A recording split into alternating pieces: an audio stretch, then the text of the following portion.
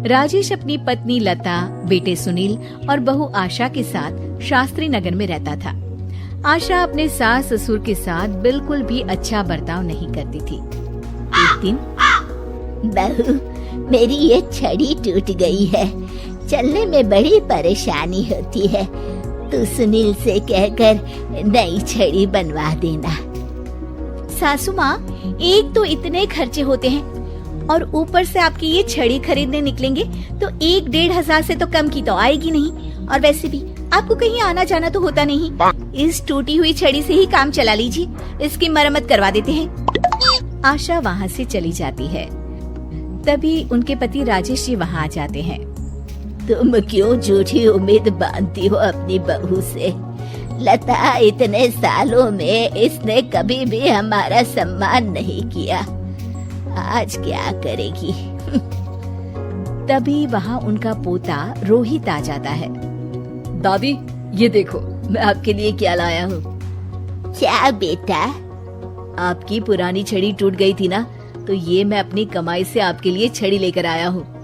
अब आप ये पुरानी छड़ी छोड़िए और ये वाली छड़ी हाथ में पकड़िए और ठाठ से चलिए। राजेश जी और लता जी एक दूसरे को देखकर मुस्कुराते हैं कि कम से कम उनका पोता तो उनका सम्मान करता है। एक दिन सुनील अपने पिता के पास आता है और कहता है, पिताजी, आपने हमारा पुराना वाला घर अभी तक क्यों रखा है? मैंने कितनी बार कहा है कि हमें वो घर बेच देना चाहिए, अच्छे दाम मिल जाएंगे।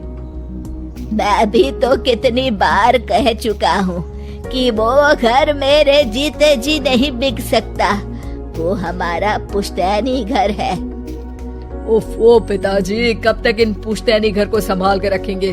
अब छोड़ भी दीजिए मोह माया, आपके पूजा पाठ के दिन है, कहाँ आप एक घर के मोह में लगे हुए हैं। घर का मोह नहीं है बेटा, कुछ चंद यादें हैं, उनका मोह है, पर तुम ये बात नहीं समझोगे। आपसे तो बात करना ही बेकार है। लता जी और राजेश जी अपने बहू बेटे के इस दुर्व्यवहार से बहुत दुखी होते हैं। उनके बहू बेटे उनके साथ दुश्मनों जैसा बर्ताव करते थे। एक दिन जब रोहित घर आया तो देखता है कि उसकी माँ आशा अपनी सास को भला बुरा कह रही होती है। आप दोनों ने तो हद कर रखी है, बस हर वक्त कोई ना कोई मांग रहती है आपकी। अरे बहू, मैंने तो बस इतना ही कहा कि तेरे ससुर जी को ठंडे पानी से नहाने में तकलीफ होती है, तो इनके लिए गर्म पानी कर दिया कर। अगर मेरे हाथ पाँव चल रहे होते ना तो मैं ही कर देती, तुझसे ना कहती। हाथ पाँव तो अभी भी चलते हैं सासू माँ आपके, बस आप चलाती नहीं है। क्या मैं नहीं जानती कि ये सब नाटक है आपका, ताकि सारा काम मुझे ही करना पड़े।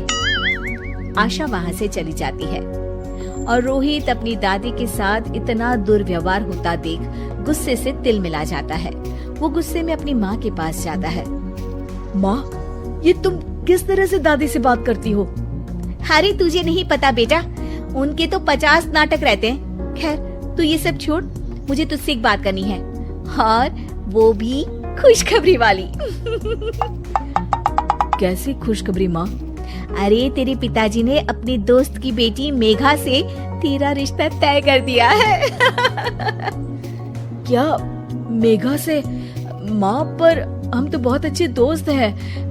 मेघा से शादी का तो मैंने कभी सोचा भी नहीं। अरे नहीं सोचा तो अब सोच लेना।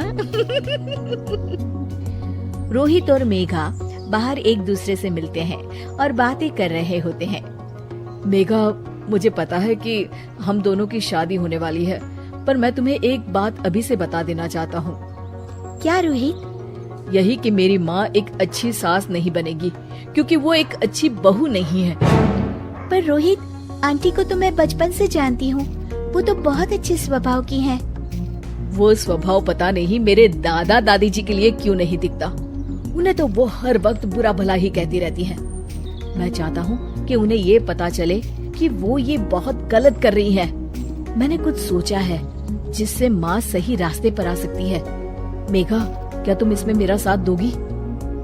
तुम जैसा कहोगी मैं वैसा ही करूँगी रोहित, मैं तुम्हारे साथ हूँ। मेघा और रोहित दोनों की शादी हो जाती है और मेघा अब आशा की बहू बनकर उनके घर आती है। बहू, ये देख, मैंने तेरे लिए ये हार बनवाया है। ये भी कोई हार है? मैं तो सोच रही थी कि आप मुझे डायमंड नेकलेस देंगी, पर ये क्या सस्ता सा हार पकड़ा दिया आपने मुझे। आशा को ये सुनकर गुस्सा आ जाता है। वो मेघा पर बरस पड़ती है। बहू, मैं तुम्हारी सास हूँ, मुझसे तमीज से बात किया करो, समझी? वरना अच्छा नहीं होगा। मम्मी जी, मैं भी आपकी बहू हूँ, आप भी मुझे ये धमकी मत दीजिए।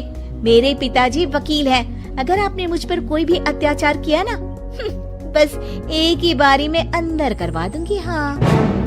मेघा रोहित की तरफ देखकर मुस्कुराती है। लता जी और रमेश जी देखते रह जाते हैं। मेघा कैसे अपनी सास को उन्हीं की भाषा में उनकी गलती का एहसास दिलाती है। जानने के लिए देखिए जैसे को तैसा पार्ट 2।